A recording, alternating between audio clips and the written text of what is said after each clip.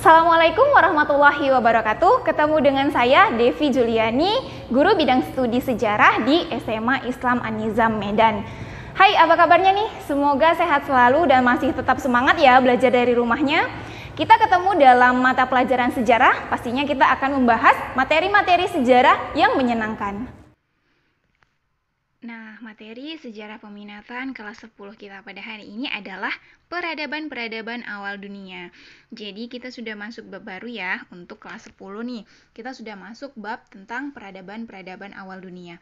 Oke, sebelum kita memulai pembelajaran pada hari ini, ada baiknya kita lafazkan basmalah terlebih dahulu. Bismillahirrahmanirrahim. Nah, kembali ke materi kita tentang peradaban-peradaban awal dunia. Oke, langsung saja nih. Nah, sebagai penghantar ya, nih kebanyakan dari kita menganggap bahwa peradaban kita yang modern dengan kemajuan ilmu pengetahuan dan teknologinya masa kini itu lebih maju daripada peradaban kuno. Ya kan, pernah berpikir gitu nggak? Namun, bukankah peradaban modern sekarang ini merupakan perkembangan dari peradaban sebelumnya? Nah, bukankah peradaban Eropa sekarang tidak terlepas dari perkembangan ilmu pengetahuan peradaban peradaban Yunani kuno dan Romawi kuno? Nah, ilmu pengetahuan Yunani kuno dan Romawi kuno ini dapat maju berkat interaksi dengan peradaban kuno di wilayah lainnya. Jadi, kalau saat ini kita berada dalam masa modern, ya kan, dengan kemajuan ilmu pengetahuan dan teknologi yang lebih maju dari sebelumnya, nah, peradaban yang hari ini kita alami ataupun kita rasakan ini tidak terlepas dari yang namanya kemajuan di peradaban kuno gitu ataupun peradaban sebelumnya. Nah, perkembangan peradaban Eropa juga tidak terlepas dari yang namanya perkembangan ilmu pengetahuan di peradaban Yunani kuno dan Romawi kuno. Ini sangat terkenal ya kan untuk Yunani kuno dan Romawi kuno. Nah, bahkan dikatakan perkembangan peradaban pada masa Yunani kuno dan Romawi kuno ini tidak terlepas dari interaksi dengan peradaban kuno lainnya. Nah, di sini akan ada sedikitnya nanti 7 peradaban kuno yang akan kita bahas ya. Oke. Nah, tapi diawali dulu nih pengertian dari peradaban agar teman-teman pada tahu nih apa arti dari peradaban itu sendiri. Nah, peradaban berasal dari bahasa Latin yaitu civitas yang artinya adalah kota. Nah, kalau dalam bahasa Inggris biasanya diistilahkan dengan civilization, ya kan? Nah, kemudian suatu peradaban dimulai ketika orang-orang telah menetap dan membentuk kelompok yang besar. Adanya satu peradaban ketika memang sudah terbentuk kelompok yang besar. Tidak mungkin terjadi atau dikatakan suatu peradaban kalau hanya beberapa orang saja ataupun hanya beberapa penduduk saja isinya gitu. Jadi memang sudah membentuk kelompok yang besar. Peradaban awal ataupun kita kenal dengan peradaban kuno, ini adalah sebutan untuk suatu tingkat kebudayaan yang sudah tinggi dari bangsa-bangsa yang ada di dunia pada masa sebelum Masehi. Nah, jadi sudah tingkat tinggi nih dibandingkan dengan bangsa-bangsa lain yang ada di dunia. Tingginya tingkat kebudayaan ini biasanya dapat diukur dari benda-benda hasil kebudayaan dari masyarakat tersebut.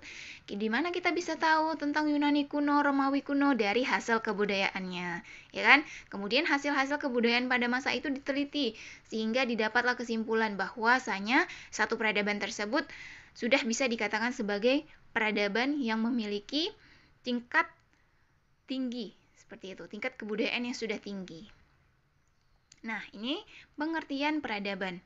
Nah, kemudian biasanya di suatu peradaban yang sudah tinggi tingkat kebudayaannya, masyarakatnya telah memiliki kehidupan sosial yang teratur, lebih dari yang dimiliki bangsa-bangsa lain dalam kurun waktu yang sama.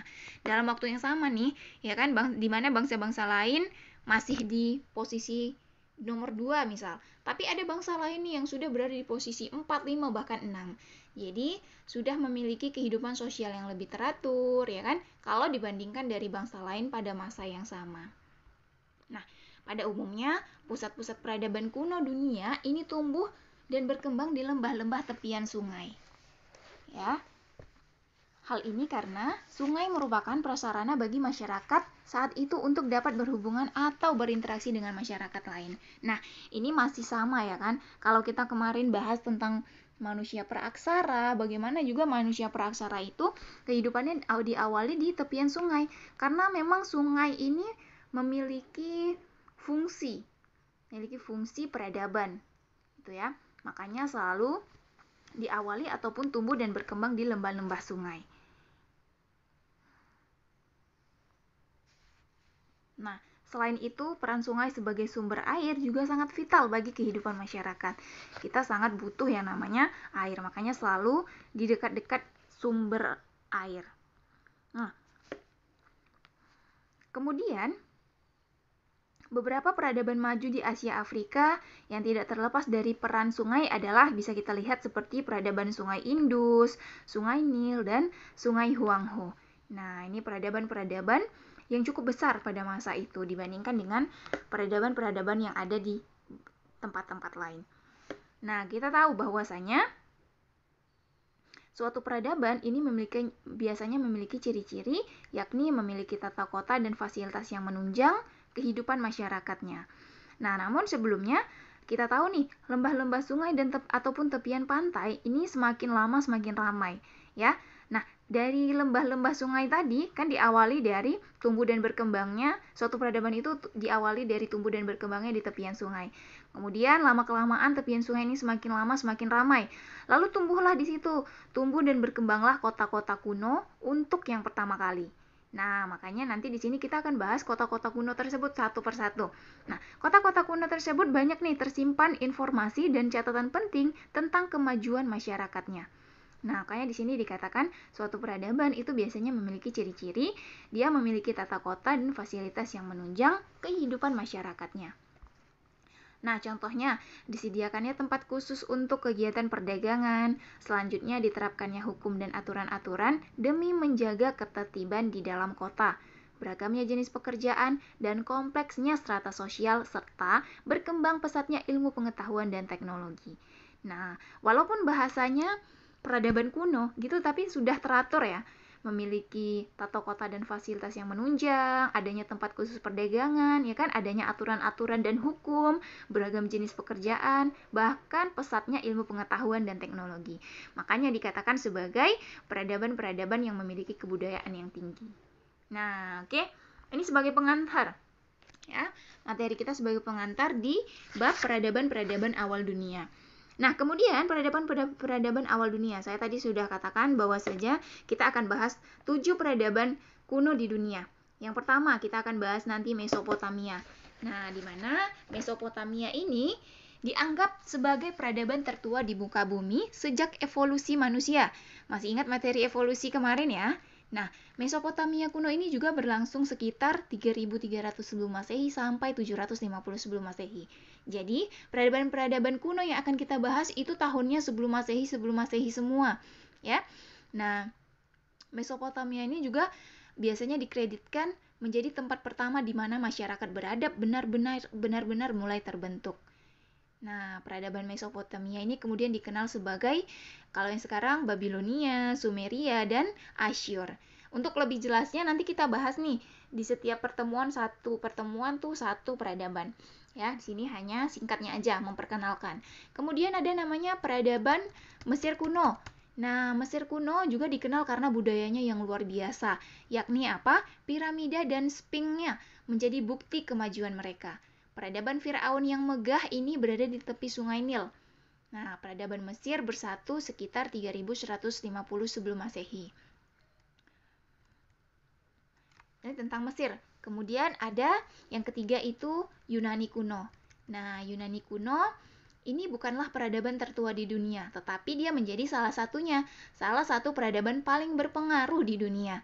Nah, periode peradaban Yunani kuno telah banyak mengundang banyak perhatian nih, khususnya para peneliti, sejarawan, ya kan? Orang-orang Yunani menciptakan olimpiade kuno, konsep demokrasi, semua itu ada di masa ataupun di Yunani kuno, seperti itu. Nah, bahkan mereka menciptakan dasar modern geometri, biologi, fisika, dan lainnya. Ilmu-ilmu pengetahuan berkembang pesat pada masa Yunani kuno ini. Kemudian, ada peradaban India kuno. Nah, lalu nanti ada peradaban Tiongkok kuno. Ini salah ketik nih ya, Tiongkok kuno. Ataupun Cina, ya, peradaban Cina. Dimana kalau Cina ini yang terkenalnya itu adalah tembok ya, tembok panjang itu. Nah,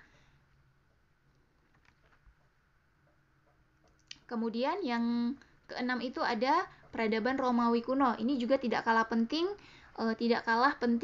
dengan peradaban-peradaban lainnya. Selanjutnya nanti terakhir itu tentang peradaban Amerika kuno. Nah, dimana kalau di peradaban Amerika kuno ini ada yang namanya suku terkenal ya, suku Maya gitu, dimana peradaban Maya kuno ini berkembang itu bahkan 2600 sebelum Masehi. Nah, setelah ada peradaban, maka suku Maya menjadi salah satu peradaban paling canggih dan dengan populasi besar sekitar 19 juta pada puncaknya. Nah, banyak. Ini adalah peradaban-peradaban besar pada masanya yang sangat berpengaruh, yang sangat mempengaruhi perkembangan ilmu pengetahuan dan teknologi bahkan hingga saat ini. Nah, itu ya. Ini materi penghantar saja di bab pertama. Untuk lebih dalamnya, lebih lanjutnya akan kita bahas di next video ya. Jadi minggu depan itu kita akan bahas peradaban Mesopotamia. Di next video selanjutnya kita akan lanjutkan peradaban Mesir kuno seperti itu. Nah, baik. Ini aja materi singkat kita pada hari ini, pengenalan tentang peradaban-peradaban awal dunia. Nah, sudah kita bahas tentang pengertian peradaban ya kan. Bagaimana peradaban itu tumbuh dan muncul. Lalu kemudian apa-apa saja peradaban yang akan kita bahas pada materi ini. Baik, semoga kalian paham dan semoga bermanfaat. Kita akhiri pembelajaran pada hari ini dengan melafazkan hamdalah. Alhamdulillahirabbil alamin. Wassalamualaikum warahmatullahi wabarakatuh. Sampai ketemu di video pembelajaran selanjutnya. Demikian pembelajaran kita kali ini. Sampai ketemu di video-video pembelajaran selanjutnya ya. Jangan lupa like, komen, dan share video ini. SMA Islam Aniza Medan, unggul, cerdas, islami. Wassalamualaikum.